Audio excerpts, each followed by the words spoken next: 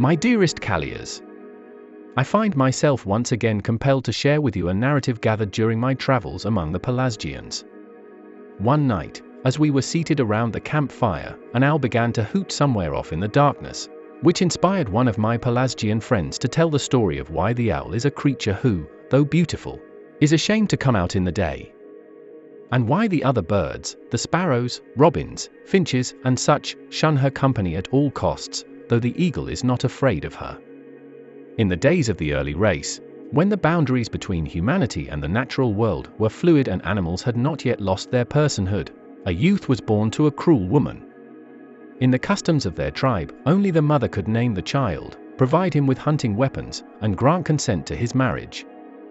This mother, however, withheld these privileges from her son.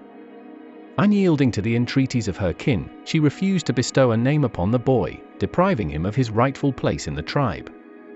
Undeterred, the boy's uncle, a sorcerer of great cunning named Dendrogenes, devised a plan to circumvent the mother's obstinacy. He disguised himself and the young boy as strangers, and they then visited the cruel woman, awaiting the moment when she would inadvertently name the boy. Fate intervened during a passing hunt when the boy skillfully struck the quarry with a stone that he picked up and threw. The mother, in awe of his dexterity, exclaimed "Kalokopos, good shot," unknowingly bestowing a name upon her son. This cunning sorcerer continued his ruse, magically disguising himself and Kalokopos again, to visit the cruel mother. This time, Dendrogenes sought by stealth to cause her to provide the boy with hunting weapons. During their encounter, he brought down an enchantment upon the camp, making it seem that it was being attacked by lions. The sorcerer offered to aid in the defense if the mother could supply them with spears. She did so, and the enchantment dissipated, revealing that she had unwittingly granted her son the coveted hunting weapons. But Dendrogenes' endeavors did not end there. He implored the cruel mother to allow Kalokopos, now grown to manhood, to take a wife, yet her heart remained unyielding. "He may marry no woman born of a man or woman," she proclaimed. Undeterred, Dendrogenes, skilled in the arts of magic, fashioned a wife for the young man from beautiful, sweet-smelling flowers. Thus, beautiful Anthelepra became the wife of the youth. But while Dendrogenes had included all the ingredients necessary to make her beautiful, he omitted to include those that would ensure her strength of character. Anthelepra's loyalty proved fickle, as she succumbed to the temptations of an affair with another man. Then, what was far worse, she plotted to kill Kalokopos. Seeking to uncover her husband's vulnerability, she cunningly tricked him into revealing the one way he could be harmed. He revealed that his Achilles' heel, as it were, was that he could only be hurt if he was attacked while standing with one foot on a tub and the other on a goat's back by the river.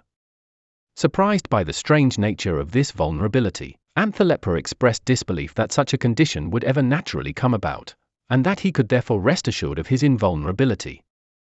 She pretended not to understand, so as to convince him to demonstrate the peculiar stance. So Kalokopos set up a tub by the river and brought a goat and then demonstrated the stance that would make him vulnerable. Exploiting this vulnerability, the other man, hiding on the other side of the river, hurled a spear at him. The wounded Kalokopos transformed into an eagle and ascended into the sky, escaping the pain below. Dendrogenes, with his mystical abilities, then restored the wounded eagle to human form. However, Anthelepra's fate was sealed. In retribution for her betrayal, the sorcerer transformed her into a bird. Feathers grew all over her, and though she retained her beauty, out of shame at what she had done she would from that moment on only emerge under the cover of night. Shunned by the other birds for her unfaithfulness, she moaned through the darkness, a haunting lament for the choices that had forever altered her destiny.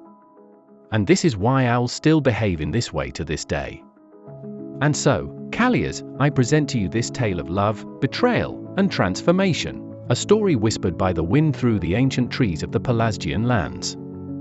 May it serve as a reminder of the intricate threads woven into the fabric of existence, and the consequences that accompany the choices we make.